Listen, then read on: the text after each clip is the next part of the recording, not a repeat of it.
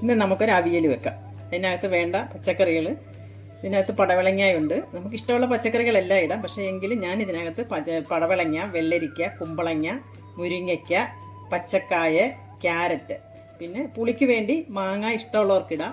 ഞാൻ ഇതിനകത്ത് പുളിവെള്ളമാണ് ഒഴിക്കുന്നത്.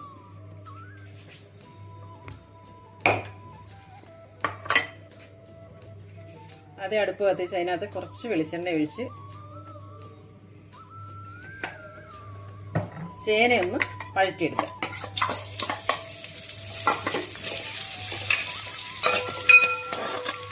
ചേന ഇങ്ങനെ വഴറ്റുന്നത് ചേന പെട്ടെന്ന് വേകാനാണ്. അവിയലിൻ്റെ കഷ്ണങ്ങളൊക്കെ പെട്ടെന്ന് വേകുന്നതല്ലേ, ചെറിയ ചെറിയ വേവുള്ള കഷ്ണങ്ങളാണ് അതിനകത്ത്. അപ്പോൾ ചേനയ്ക്കല്ലേ ഇച്ചിരി വേവ് കൂടുതൽ.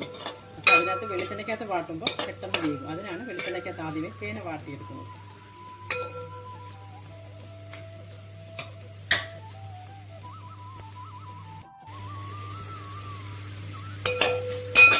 ഇനി ഇതിനകത്തോട്ട് ഒരു ലേശം വെള്ളം ഒഴിച്ചു കൊടുക്കുക.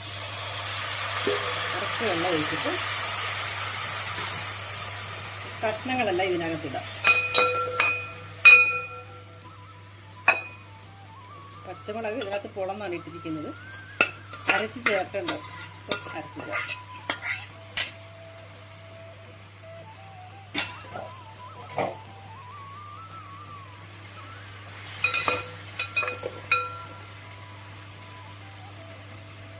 ഇതിനകത്ത്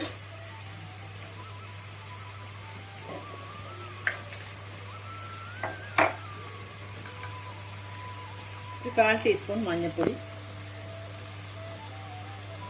ഒരു 1/4 ടീസ്പൂൺ മഞ്ഞൾപ്പൊടി,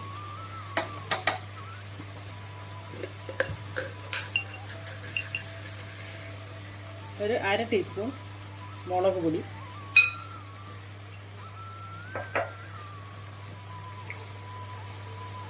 അതിനകത്ത് ലേശം ഉലുവാപ്പൊടി ചേർക്കുന്നുണ്ട്, ഒരു പിഞ്ച് ഉലുവാപ്പൊടി.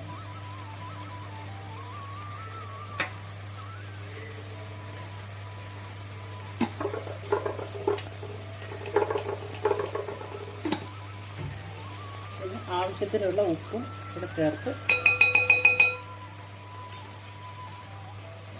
കുറച്ച് കൊച്ചുള്ളിയും കൂടെ ചതച്ചിടുന്നുണ്ട് ഇതിനകത്ത്.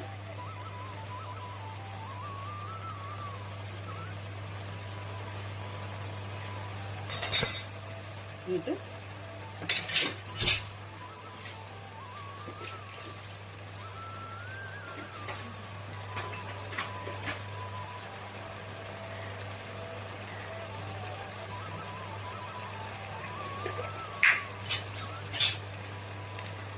ഒരു 1/2 ടീസ്പൂൺ ജീരകത്തിൻ്റെ പൊടി,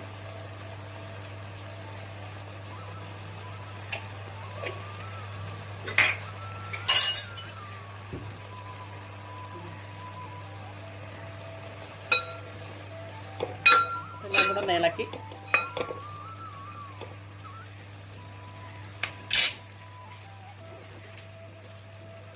നമുക്ക് വാഴയില വെച്ച് മൂടി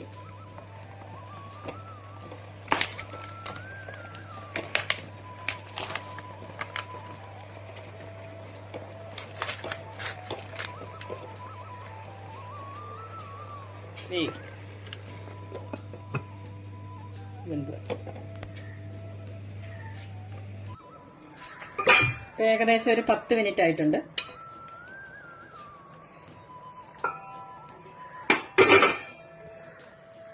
ഇത് തുറന്ന് ഒന്ന് ഇളക്കാം.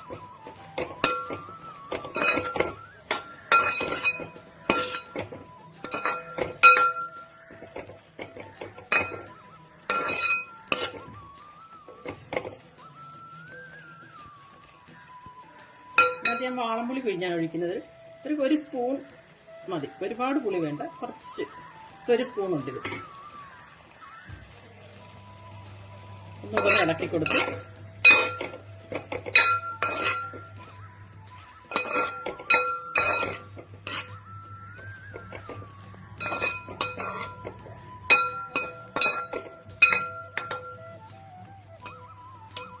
നമുക്ക് ഒന്നുകൂടെ ഒന്ന് വേവിക്കാം.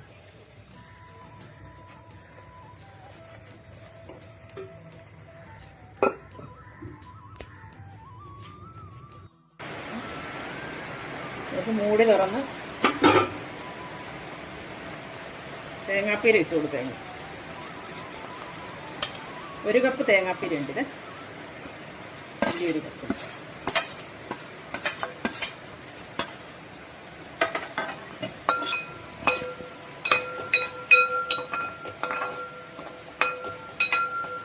തേങ്ങാപ്പീര ഇട്ടേച്ച് നമുക്ക് ഒന്നുകൂടെ ഒന്ന് മൂടി വയ്ക്കാം.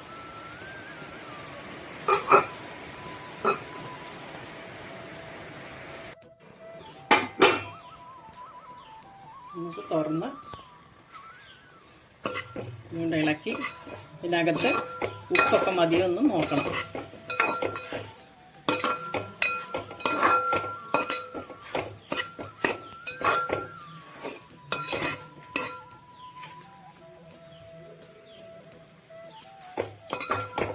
ഉപ്പൊക്കെ കറക്റ്റാണ്.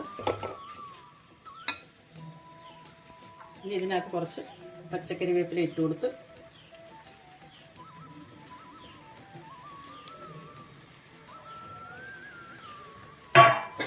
കുറച്ച് പച്ച വെളിച്ചെണ്ണയും കൂടെ ഒഴിച്ചു കൊടുക്കാം.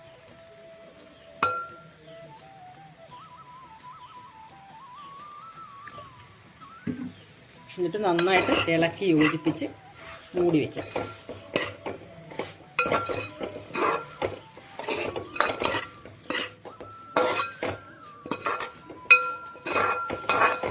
നമ്മുടെ രുചികരമായ അവിയൽ റെഡി.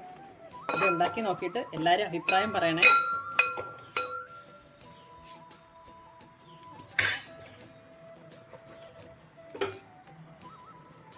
Thank you.